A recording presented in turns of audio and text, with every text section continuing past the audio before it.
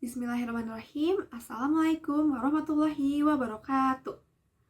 Kami berlima di sini akan mempresentasikan hasil dari artikel Pancasila dan Ketahanan Pangan, landasan filosofis dalam mewujudkan kedaulatan nasional.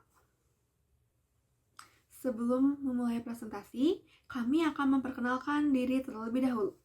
Baik, perkenalkan nama saya Nandita Riandra dengan NRP 2130200064. Assalamualaikum warahmatullahi wabarakatuh. Perkenalkan, saya Apriani Widya Zakiatunisa. Izin memperkenalkan diri, nama saya Cindy Zara Putri Hermawan dengan NRP 2130200077.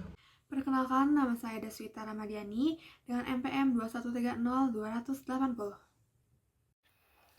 Perkenalkan, nama saya Sakila Nur Sawitri, NPM 2130200100. Yang pertama adalah pendahuluan. Ketahanan pangan merupakan salah satu pilar utama dalam menjaga keberlangsungan hidup suatu bangsa. Konsep ini tidak hanya mencakup ketersediaan pangan yang cukup, tetapi juga akses masyarakat terhadap pangan yang bergizi, aman, dan berkelanjutan. Pancasila sebagai dasar negara memberikan landasan filosofis yang kuat dalam upaya mewujudkan kedaulatan pangan nasional. Nilai-nilai yang terkandung dalam Pancasila seperti keadilan sosial, kemanusiaan yang adil dan beradab, serta semangat gotong royong relevan untuk membangun sistem pangan yang inklusif dan berkelanjutan. Relevansi Pancasila dalam mendukung pembangunan sektor pangan juga tercermin dalam berbagai kebijakan pemerintah yang bertujuan untuk meningkatkan produksi pangan domestik, melindungi petani lokal, dan mengurangi ketergantungan pada impor. Hubungan nilai-nilai Pancasila dengan ketahanan pangan. Ketahanan pangan di Indonesia sangat erat kaitannya dengan nilai-nilai Pancasila yang berfungsi sebagai dasar ideologi dan filosofi negara. Nilai-nilai ini tidak hanya menjadi pedoman moral, tetapi juga sebagai landasan untuk mencapai kesejahteraan dan keadilan sosial bagi seluruh rakyat.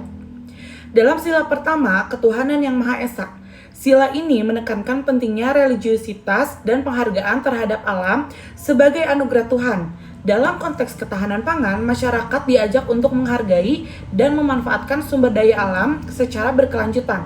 Hal ini sejalan dengan pendapat bahwa ketahanan ideologi Pancasila akan menguat jika masyarakat dapat menikmati kemudahan dalam mendapatkan pangan. Dalam sila kedua, kemanusiaan yang adil dan beradab. Nilai ini menekankan pentingnya martabat manusia yang berkaitan langsung dengan akses terhadap pangan yang cukup dan bergizi. Ketersediaan pangan yang adil dan merata menjadi syarat untuk memastikan bahwa setiap individu dapat hidup dengan martabat. Kurangnya akses terhadap pangan berkualitas dapat menyebabkan masalah kesehatan, mencerminkan pelanggaran terhadap nilai-nilai kemanusiaan. Sila ketiga, Persatuan Indonesia. Ketahanan pangan juga berkontribusi pada persatuan bangsa. Dengan memastikan bahwa semua lapisan masyarakat memiliki akses terhadap pangan, kita dapat mengurangi ketegangan sosial dan menciptakan stabilitas nasional. Program-program ketahanan pangan yang inklusif dapat memperkuat kebersamaan di antara masyarakat. Sila keempat, kerakyatan yang dipimpin oleh hikmat kebijaksanaan dalam permusyawaratan perwakilan. Pentingnya partisipasi masyarakat dalam pengambilan keputusan terkait ketahanan pangan sangat ditekankan dalam sila ini. Masyarakat harus dilibatkan dalam proses perencanaan dan pelaksanaan kebijakan pangan agar solusi yang dihasilkan lebih relevan dan efektif. Pemimpin yang memahami nilai-nilai Pancasila diharapkan dapat mempengaruhi seluruh komponen bangsa untuk mendukung ketahanan pangan. Sila kelima, keadilan sosial bagi seluruh rakyat Indonesia. Keadilan sosial merupakan prinsip utama dalam mencapai ketahanan pangan. Setiap individu berhak mendapatkan akses terhadap pangan yang cukup dan bergizi tanpa diskriminasi. Kebijakan pemerintah harus memastikan distribusi pangan yang adil serta mencegah monopoli dalam sektor pangan. Baik, selanjutnya adalah implementasi Pancasila dalam kebijakan pangan nasional. Yang pertama, ada Pancasila sebagai landasan kebijakan pangan. Ada keadilan sosial. Salah satu prinsip utama Pancasila adalah keadilan sosial bagi seluruh rakyat. Kebijakan pangan nasional harus mencerminkan prinsip ini dengan memberikan akses yang adil terhadap pangan bagi semua lapisan masyarakat, terutama bagi kelompok rentan. Ada peran negara. Dalam konteks liberalisasi ekonomi, negara diharapkan berperan aktif dalam mengendalikan kebijakan pangan untuk melindungi hak-hak warga negara atas pangan. Lalu yang kedua, ada tantangan dalam implementasi, yaitu ada dinamika global, di mana kebijakan pangan dihadapkan pada tantangan seperti disrupsi, rantai pasok, perubahan iklim, dan dinamika geopolitik yang mempengaruhi stabilitas pasokan dan harga pangan. Oleh karena itu, perlu adanya strategi adaptif yang mengintegrasikan nilai-nilai Pancasila. Lalu, ada keadaan masyarakat, yaitu masyarakat perlu dibangkitkan kesadarannya mengenai ketahanan pangan yang berlandaskan Pancasila. Lalu, yang terakhir ada strategi implementasi. Nah, ada penguatan kerjasama, yaitu diperlukan kolaborasi antara pemerintah pusat dan daerah serta sektor swasta untuk menciptakan kebijakan yang efektif. Lalu yang kedua, ada pemberdayaan petani. Kebijakan harus berpihak pada petani, termasuk memberikan insentif dan dukungan untuk meningkatkan produktivitas serta menarik generasi muda untuk terlibat dalam sektor pangan.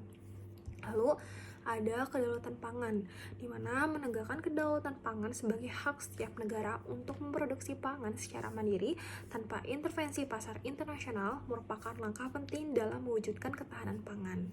Selanjutnya, saya akan menjelaskan tantangan dalam mewujudkan ketahanan pangan. Yang pertama, terdapat perubahan iklim. Cuaca yang tidak menentu seringkali mengganggu produktivitas pertanian. Seperti banjir, petani seringkali sulit untuk menentukan hasil panen.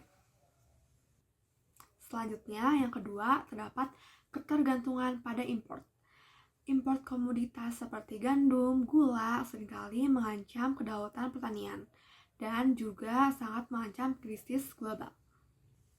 Jika impor terganggu, produksi dalam negeri sangat terancam.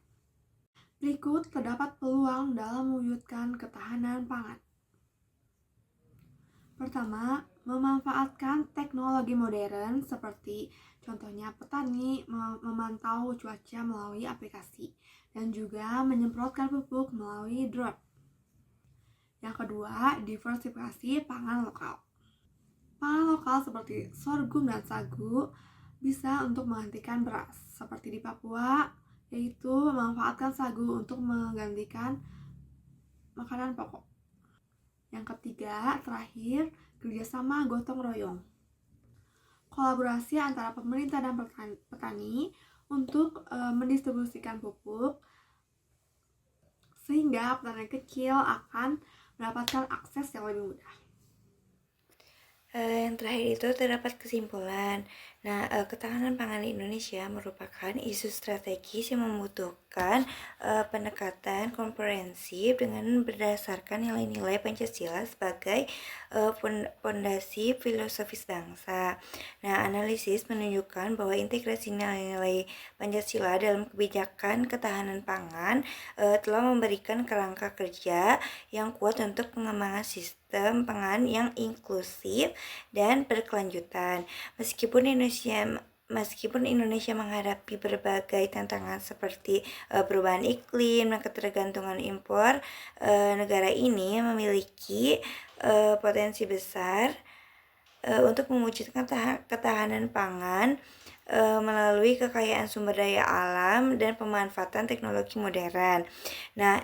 Terdapat juga implementasi nilai-nilai Pancasila dalam setiap aspek kebijakan pangan telah terbukti dapat meningkatkan efektivitas program pembangunan pertanian dan memperkuat kemandirian pangan nasional.